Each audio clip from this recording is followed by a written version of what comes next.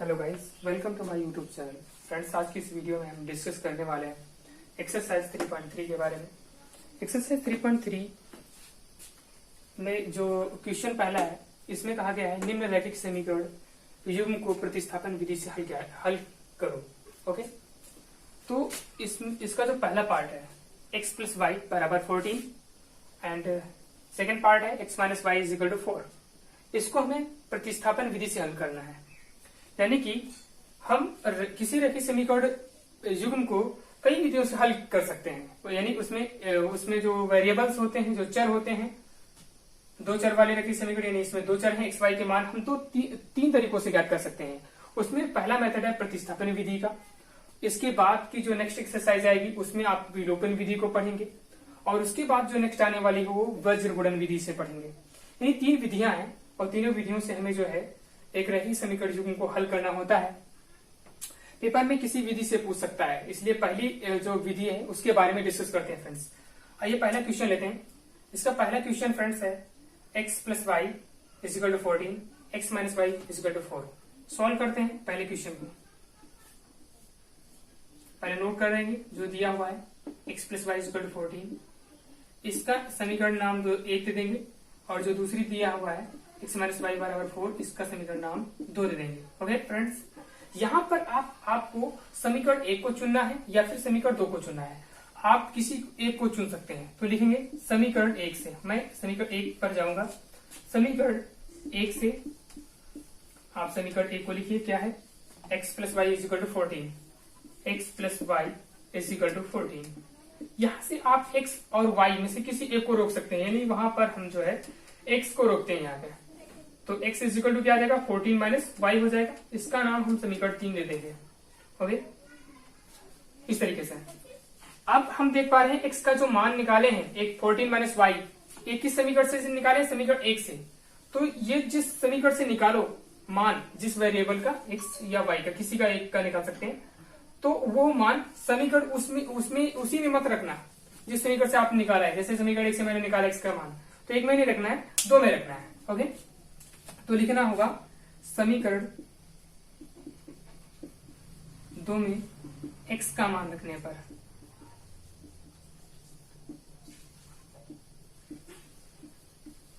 तो आप देखेंगे x की जगह पर रख देते समीकरण 2 में x का मान क्या आएगा? x की जगह पर 14 माइनस वाई, और ये minus y is equal to 4 दिया है ना?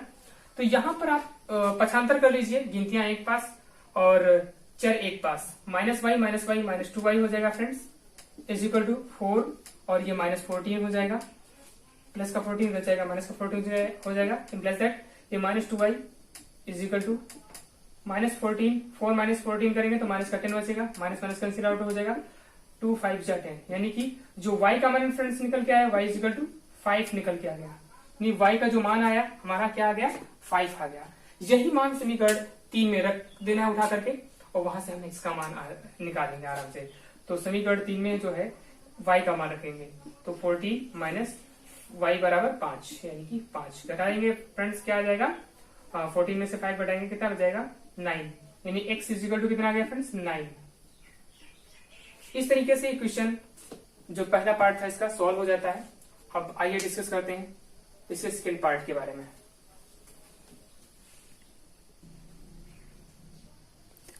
अब फ्रेंड्स सेकेंड पार्ट इसका जो है उसको भी नोट कर लेंगे, s minus t is equal to 3, इसका नाम समीकरण 1 दे देंगे। दूसरा जो समीकरण दिया हुआ s upon 3 plus t by 2 is equal to 6, इसका नाम समीकरण नंबर 2 दे देंगे। अब इसमें भी वही करना है, आप समीकरण 1 को चुन लीजिए या फिर समीकरण 2 को। आपको जो इक्वेशन इजी दिखाई दे उस इक्वेशन को चुन लीजिए और वहां से किसी एक वेरिएबल का मान निकाल लीजिए। तो हम लिखेंगे समीकरण 1 से। आप मान क्यों निकालते हैं फ्रेंड्स? ये भी एक क्वेश्चन उठता है, आप मान क्यों निकालते हैं? जब तक ध्यान रखना कि जब तक एक इक्वेशन में एक से अधिक चर होंगे तब तक हम उस समीकरण से उस चर का मान नहीं निकाल सकते। जब तक एक इक्वेशन में एक ही चर होगा तभी ये संभव है कि उस इक्वेशन से उस चर का मान निकल सके। यहाँ पर देख रहे हैं s और t दो चर हैं, इसलिए हम इनको जो है इनके मान नहीं निकाल सकते। तो इसलिए हम ऐसा कुछ करते हैं कि इसमें एक चर के रूप में एक समीकरण बने, इसीलिए समीकरण एक से हम देखते हैं। एक क्या है, s minus t is equal to 3। S से यहाँ पर s का मान निकालेंगे तो सॉरी यहाँ पर 3 प्लस टी हो जाएगा, क्योंकि यहाँ पर माइनस का टी उधर जाएगा, प्लस का टी हो जाएगा। इसी का नाम समीकरण 3 दे देंगे।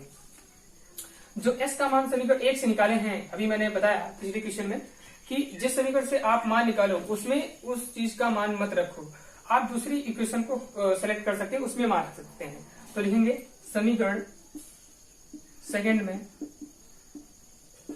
s का मान रखने पर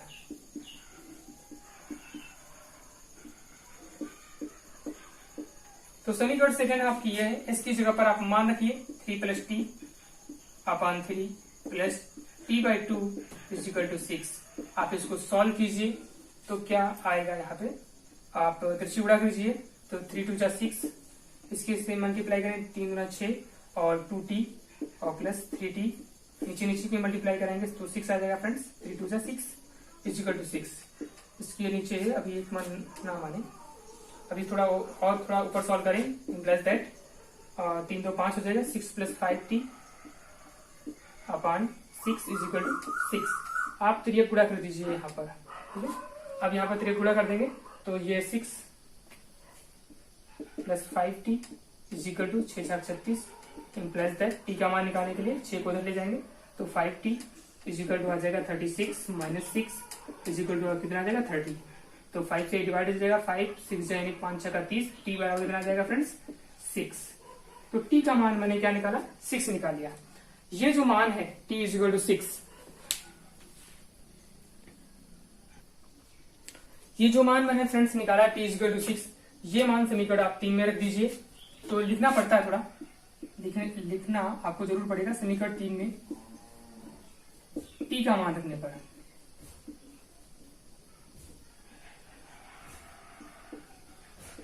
समीकरण 3 में हमारा मान रख देते हैं फ्रेंड्स, फिर पे आ जाएगा s is equal to 3 plus t का मान 6, तो इस बराबर कितना आ जाएगा फ्रेंड्स 9 आ जाएगा।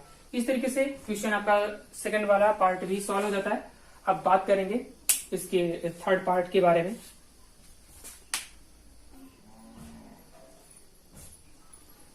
फ्रेंड्स इसका जो थर्ड पार्ट है इसको भी नोट कर लेते हैं। 3x minus y is equal to 3 और 9x minus 3y is equal to 9।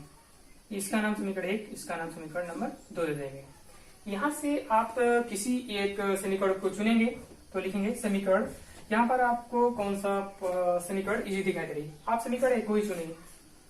समीकरण 1 से कोई जरूरी नहीं है, आप समीकरण 2 भी ले सकते हैं, तो थोड़ा लेंथी हो जाएगा, तो मैं समीकरण 1 को ही चुनूंगा।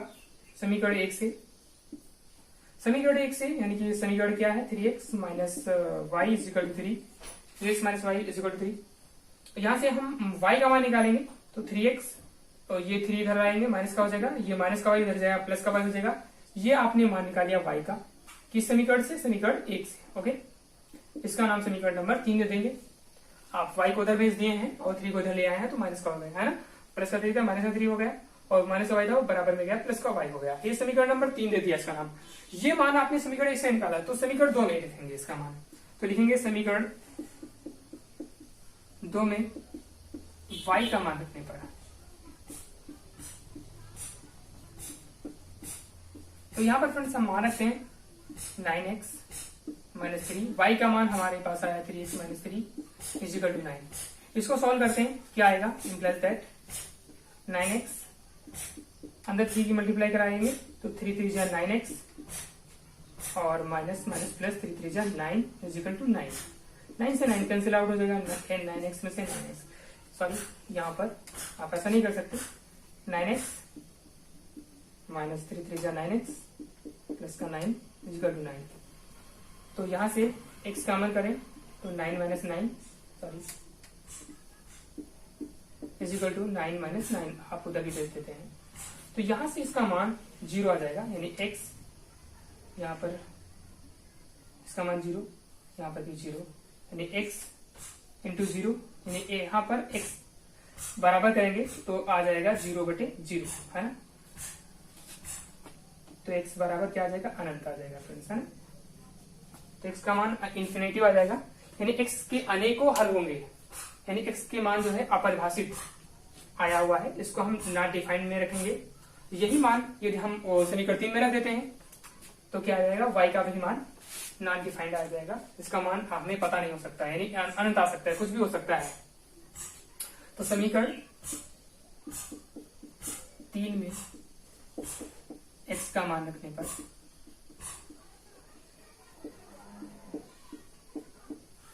तो 3x, x की जगह पर infinity -3 is equal to 9, sorry is equal to y। तो किसी भी संख्या की गुणा अनंत में कराते हैं, जोड़ते घटाते कुछ भी करते हैं, गुणा करें या भाग करें अनंत में, तो वो अनंत ही रहता है। अनंत से कुछ घटाएंगे वो भी अनंत ही रहेगा, यानी कि y बराबर भी अनंत आ जाएगा। तो इस तरीके से क्वेश्चन नंबर 3 भी सॉल्व हो जाता है। ओके फ्रेंड्स, यहाँ पर एक बात ध्यान रखने योग्य है फ्रेंड्स कि x और y के दोनों के मान अनंत आए हैं। इसका मतलब यह है कि इस इक्वेशन में जो आपकी तीसरी इक्वेशन दी हुई थी, तीसरा रैखिक समीकरण जो दिया हुआ था फ्रेंड्स, तीसरा पार्ट इसका, इसमें x और y के भिन्न भिन्न अनेकों मान हो सकते हैं। आप x का मान कुछ भी दे सकते हैं, यानी x y का मान आप ऐसा ले ताकि इन दोनों के मान क्या हो जाए, बराबर हो जाए। ये कैसे हो सकता है, यानी यहाँ पर x का मान 0 लेंगे, सॉरी 1 ले, और y का मान 0 ले, तो यहाँ पर दोनों पक्ष आपस में बराबर आ जाएंगे, है ना। 3 × 1 - 0 = 3, यानी कि 3 × 3 = 3, ये आ जाएगा मान, है ना। इस तरीके से आप x और y के अनेकों मान ले सकते हैं। ये यहाँ पर कोई क्राइटेरिया नहीं है कि निश्चित ही मान होगा, क्योंकि यहाँ पर अनंत आया हुआ है। अनंत का मेन मतलब यही होता है फ्रेंड्स, यहाँ पर हम अनेक x के एक से अधिक मान ले सकते हैं। बस that's it. Thanks for watching my video.